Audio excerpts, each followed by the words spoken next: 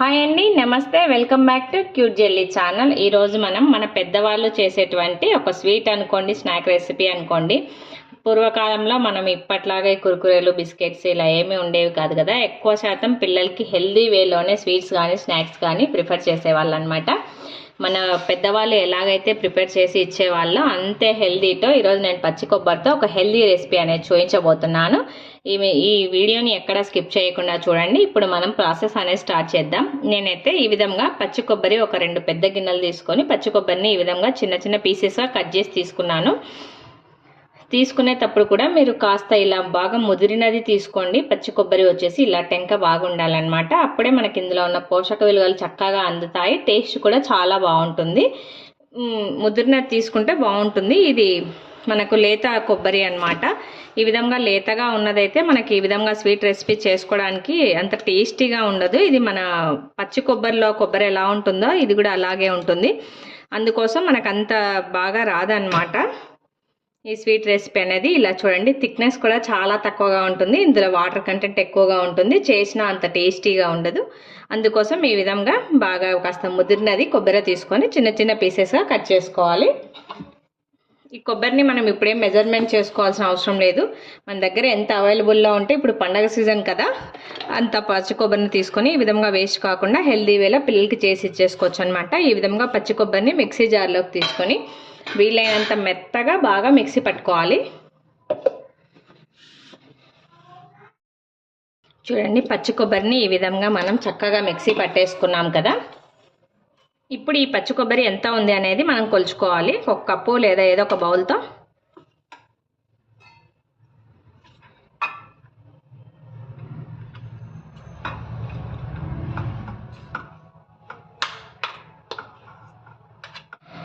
చూడండి, మనం మిక్సీ పట్టుకున్న కొబ్బరి నాకైతే ఈ విధంగా 1 కప్పు ఫుల్గా వచ్చేసింది. దీన్ని ఒక ప్లేట్లోకి తీసుకుంటున్నాను నేను.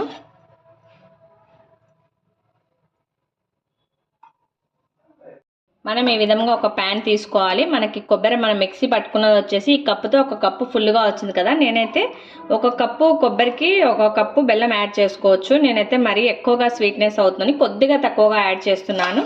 మీరు స్వీట్ కాస్త ఎక్కువగా తినే వాళ్ళైతే 1 కప్పు ఫుల్ వేసుకోండి, ఏం పర్వాలేదు. ఈ విధంగా బెల్లం మనం ప్యాన్లోకి యాడ్ చేసుకున్న తర్వాత ఇందులోకి కొద్దిగా ఒక 3 స్పూన్స్ వచ్చేసి వాటర్ అనేది యాడ్ చేస్తున్నాను.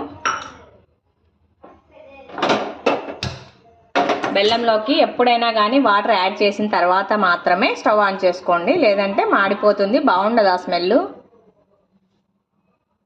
వాటర్ యాడ్ చేసిన తర్వాత మనం బెల్లాన్ని చక్కగా కరిగించుకోవాలి. మనకు లేత తీగ పాకం అనేది రావాలి. పాకం కూడా ఏం కష్టం లేదండి, నేను మీకు ఈజీగా చూపించేస్తాను. ఫస్ట్ టైం చేసినా కూడా చక్కగా కుదురుతుంది. ఫస్ట్ మనకు బెల్లం అనేది కరగాలి అనమాట. ఎక్కువ వాటర్ వేసుకోకూడదు. ఒక 2 to 3 స్పూన్స్ మాత్రమే సరిపోతుంది వాటర్. అండి, మనకి ఈ విధంగా బెల్లం చక్కగా కరిగిపోయి ఉడుకుతూ ఉంది కదా. ఇప్పుడు మనం ఒకసారి బాగా మళ్ళీ ఇలా మిక్స్ చేసుకోవాలి.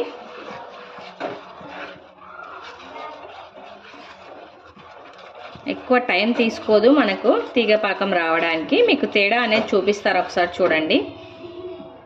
ఈ విధంగా మిక్స్ చేసుకున్న తర్వాత ఇలా టెస్ట్ చేసినట్లయితే చూడండి, మనకు తీగ ఫామ్ కావట్లేదు, జస్ట్ ఇలా స్టిక్ అవుతుంది అనమాట. ఇలా స్టిక్ అయిందంటే మనకు తీగ పాకం కావడానికి ఎక్కువ టైం తీసుకోదు. ఒక 2 to 3 సెకండ్స్ మాత్రమే తీసుకుంటుంది. మళ్ళీ చూపిస్తాను మీకు ఒకసారి పాకం వచ్చిన తర్వాత. ఇలా చక్కగా మిక్స్ చేసుకుంటూనే ఉండాలి. త్వరగా వస్తుంది, ఎక్కువ టైం అయితే తీసుకోదు. ఈ విధంగా అప్పటి వాళ్ళు చక్కగా నువ్వుల ఉండలు, పల్లి ఉండలు, ఇలా కొబ్బరి ఉండలు, ఇలా హెల్దీ ఇచ్చేవాళ్ళు కాబట్టి అప్పట్లో అందరూ అంత స్ట్రాంగ్గా ఉండేవారు అనమాట. మనం ఇప్పుడు అంతా కెమికల్ ఫుడ్ తినడం వల్ల ఈ విధంగా తయారైపోయాము.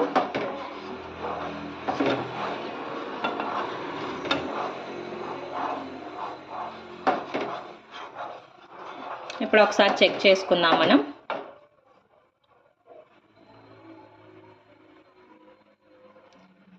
చూడండి, ఈ విధంగా ఇలా బాగా తీగగా ఫామ్ అవుతుంది కదా.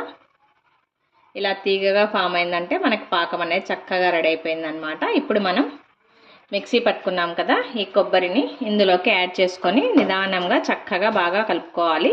ఈ కొబ్బరి అంతటిని పాకం పీల్చేసుకోవాలి.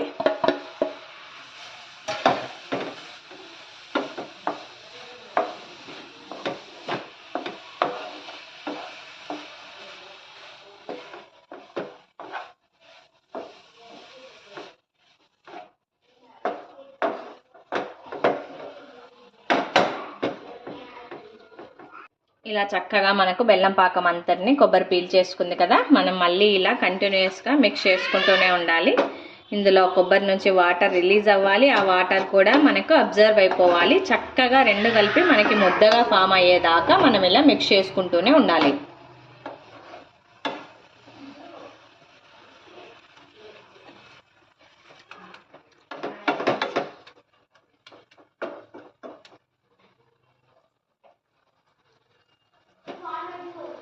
చూడండి, మనకి ఇందాక మనం మిక్స్ చేసినప్పుడు గట్టిగా ఉంది కదా, ఇప్పుడు కాస్త లూజ్ అవుతూ వస్తుంది. మనకు కొబ్బరి నుండి ఆ వాటర్ అనేది రిలీజ్ అయ్యే కొద్దీ కాస్త లూజ్ అవుతుంది.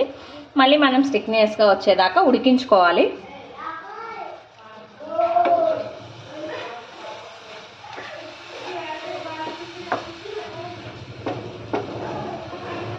ఈ విధంగా మనం కొబ్బరిని అంతటిని చక్కగా ఉడికించుకున్న తర్వాత ఇందులోకి ఒక 2 ఇలాచీలను తీసుకొని క్రష్ చేసుకొని వేసుకోండి.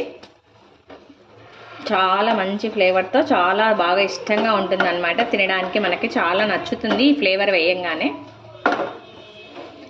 ఇలాచీ కూడా వేసి మనం ఒకసారి చక్కగా మిక్స్ చేసుకోవాలి. ఇందులోకి